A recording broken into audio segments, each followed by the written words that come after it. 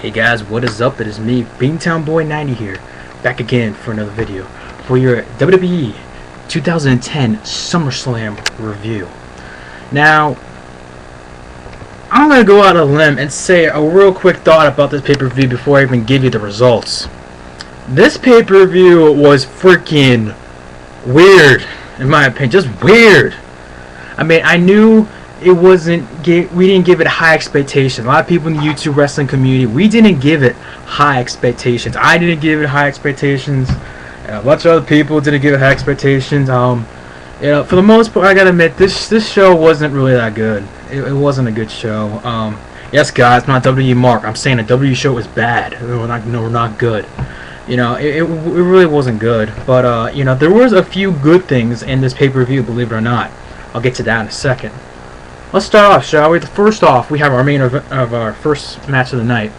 The Intercontinental Championship match between the current champion Dolph Ziggler versus Kofi Kingston. Now, this was a pretty good match. You know, the beginning of it, and somewhat middle. You know, Dolph Ziggler obviously came out Vicky Guerrero, you know, and facing Kofi Kingston. Everything's hunky-dory, right? You know, the match is going along. Here comes Nexus. That's right, Nexus. Comes out there, starts beating up on Dolph Ziggler a little bit, and just freaking nail Kofi Kingston. And then Wade Barrett gets on the mic afterwards and says, "Oh yeah, well, you know, this is a preview of what we're gonna do tonight to Team WWE." Blah blah blah. So yeah, that was it. And you know, this was actually rather quickly that this happened. We're thinking, okay, it's supposed to be like a 3-hour show. What the hell? So after that, we had our Divas Championship match, right, guys. We had the current champion Alicia Fox versus Melina. By the way, first match I'll give it a 2 stars, whatever.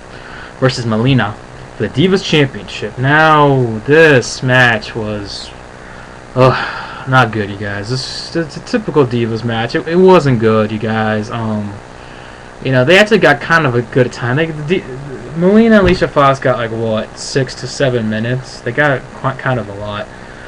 You know, Melina was wearing this kind of like freaking sun Pocahontas style thing. It was kind of hot, I'm not gonna lie.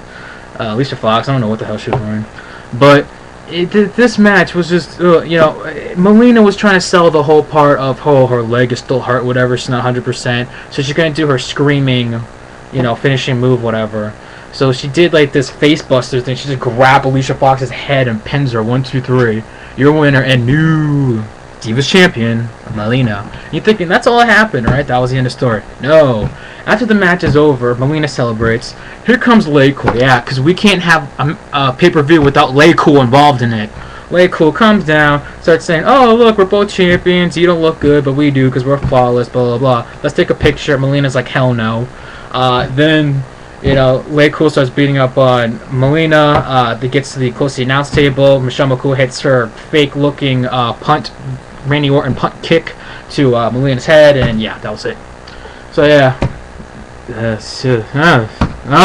sorry. Next, you had your 3-on-1 handicap match between the Straight Society and the Big Show. Now, I was actually kind of somewhat excited for this match. You know, the Big Show comes down the ring, has like an thing over his arm, whatever, to sell that he's injured, but then he takes it off, whatever, and is like, "Oh no, look, he's not injured after all." And I'm like, "Oh, serious?" You know, this was an okay match. I mean, CM Punk runs away. I mean, give me a break. Can you make CM Punk a little more of a pussy? Make him freaking run away. You know, freaking and choke slam and whatever. Blue Punks, Blue Gallows, and you know, Trey Mercury, and Big Show picks up the victory. And you know, they're obviously still continuing this whole Big Show and CM Punk rivalry. So yeah, that should be quite interesting. Then afterwards, and then we have The Miz coming out there. He's coming out with, of course, the briefcase, mind the bed briefcase. Comes out, cuts a quick promo saying, "Oh well, everyone's been telling me to do this and do that. Everyone's telling me let's have The Miz. The Miz is the missing link. I'm the missing link. Everyone's telling me to go on my knees and blah blah blah and whatever." And he's like, "Oh well, guess what? You want to know my answer if I'm coming tonight to be in the main event?" Yes. You know, but he cut a really long promo, you guys. I know, it was like a 10-minute promo he cut. It was really long. But for the most part, I thought it was good. I mean, you guys know me. I like the Miz on the mic. It's pretty entertaining. But you know, I can admit there were some parts in there I was just like, why? But you know, it's the Miz. So then, of course, we had the WWE Championship match. Sheamus, current champ, versus Randy Orton. You know, this match started off slow. Like, freaking epic slow. It was Royal Rumble all over again without Cody Rhodes and Ted DiBiase being involved in it. It was slow. I don't know what's up with this. Seriously, Sheamus, John Cena, freaking Money in the Bank, slow. Is Sheamus that slow? I mean, I know he sweats a lot, but seriously. So, yeah. You know, there are some cool spots, whatever, but then, you know, Sheamus tries to bring the chair into the ring, knocks him down. I mean, oh my god. And then, you know, freaking Randy Orton is the RKO on the announce table with Sheamus, and, you know, I know in the beginning of the match it was kind of cool. We had a reverse RKO deal, but other than that, this match wasn't that great. It was alright, you know. I thought it was a good match. You know, at first it was slow and bad, but then it started picking up the pace, and then it was good. But, you know, the ending wasn't so great, but then again, it leads to the feud of Randy Orton and Sheamus at Night of Champions, and there's probably going to be a stipulation somewhere involved in there. So, yeah, that's with that. Then we have the second main event match, the Welterweight Championship match. Kane defending his world title against Rey Mysterio. Booyaka, booyaka. Now, for the most part, this was an alright match. It wasn't great. Again, I don't know what's up with Rey Mysterio facing with big guys. I don't get it. Why does he do this? You know, why does, you know, he just needs to be facing guys like Evan Bourne or something, you know? Not Undertaker and Big Show and, you know, big guys, you know, big huge guys. So, you know, it was an okay match for the most part. Kane did pick up the victory after hitting the chokeslam. After the match was over, hits the chokeslam again. By the way, Kane did bring the casket. It was a red casket. Then he hits a tombstone on Rey Mysterio. He's about to bring Rey Mysterio to the casket. Out comes The Undertaker, who literally, as Spinnernet would have said, looks like he just came of a vegetated state. Because, yeah, he did kind of look like he was from a vegetated state. You know, he just looked different, pale. I don't know if you marry Michelle McCool that happens to you, but I don't know. But anyway, Undertaker comes out. Undertaker looks like he's turning heel. You know, grabs Rey Mysterio by the neck, was about to choke him. He's like, "Why'd you do it, Rey? Why'd you do it?" And I was like, "Whoa, Undertaker's turning heel? What the hell?" You know. Then all of a sudden he lets Rey Mysterio go and goes like this to Kane. Is about to choke slam Kane. Kane, you know, hits the tombstone on the Undertaker, and I thought that part was cool. You know, that part, the whole Rey Mysterio Undertaker Kane thing really pumped me up for the first time of the night, because, you know, most of the night I was just like, but this was actually some good part of the night, and I was thinking, wow, this is actually pretty cool, you know. You know, so obviously they're going to do a Kane versus Undertaker rivalry again, but, you know, that was pretty cool. I enjoy that part, and the fact that actually, instead of Undertaker destroying Kane, it was the other way around for the first time in a long time, so that was cool to see.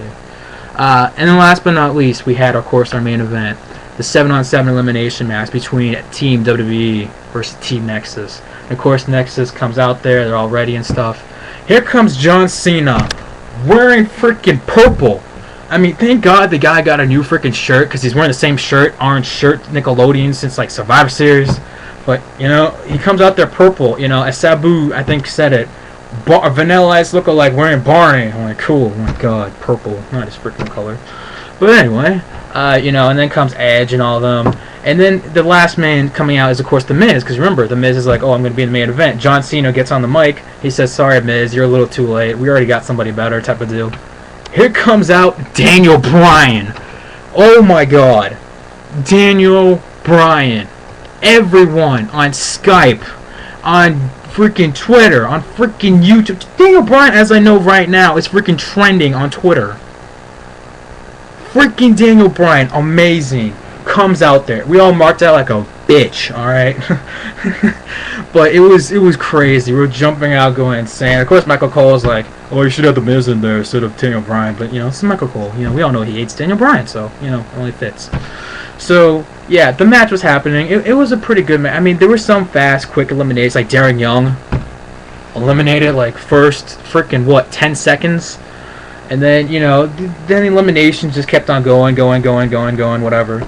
And then at one point, Jericho was on the roll, and then Heath Slater rolls him up. 1, 2, 3. There goes Jericho. Edge is arguing with Cena.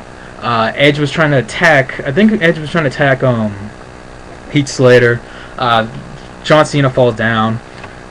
Heath Slater rolls him up. Edge is eliminated. So then all that's left for Team WWE is John Cena and Daniel Bryan. And, you know, I think Nexus had, who was it? Who did they have? Slater, Gabriel, and Barrett. So it was 3-on-2. You know, Heath Slater then got eliminated from Daniel Bryan. Yeah, Daniel Bryan hit the Crippler's crossface. You know, we saw him getting fired for the whole necktie thing. Watch, he's gonna get freaking fired for doing a move from Chris Benoit. No. Yeah. By the way, I did not see anyone with a a necktie there.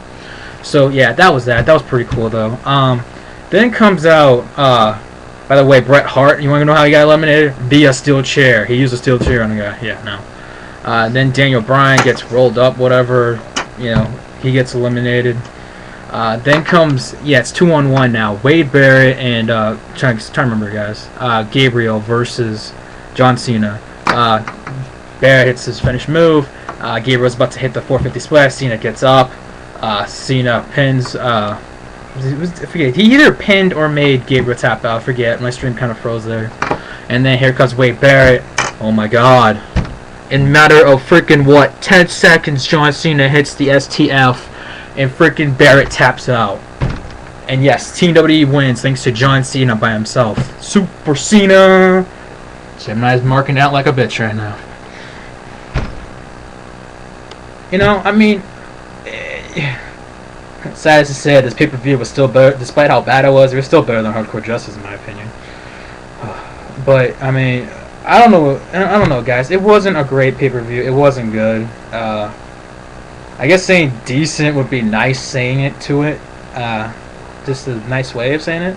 But, you know, I want to know what you guys think. I know a lot of people didn't like this pay-per-view. I know a few people like this pay-per-view.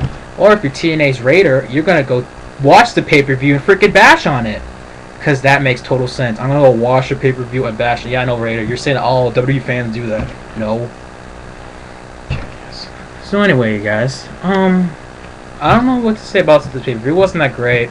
My rating overall to it, I was gonna say a 6, but that'd be pretty nice doing it. I'm either gonna give it a 6 or a 5.5.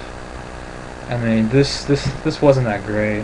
Not a memorable SummerSlam, but anyway, you guys, that's my review of tonight's episode of tonight's show of SummerSlam 2010. And it was kind of funny, too, because I was supposed to be going to this show. In some way, I'm glad I didn't go to this show. Even though I know it's SummerSlam, you know, and Daniel Bryan, I would have freaked out as hell. Undertaker, I would have been, like, kind of like, whoa, but kind of expecting it. But, you know, this pay-per-view was not that great, but, you know, it did have some good moments, and, of course, it had its bad moments. But, you know, I mean, the last match, great match. I loved it. It was a good match. The ending sucked. But yeah. So anyway, guys, tell me what you guys think of SummerSlam. And feel free to make a video response. And, of course, you're always allowed to comment on my channel. And comment on this video. So I'll talk to you guys later. Beantown Boy 90, signing out.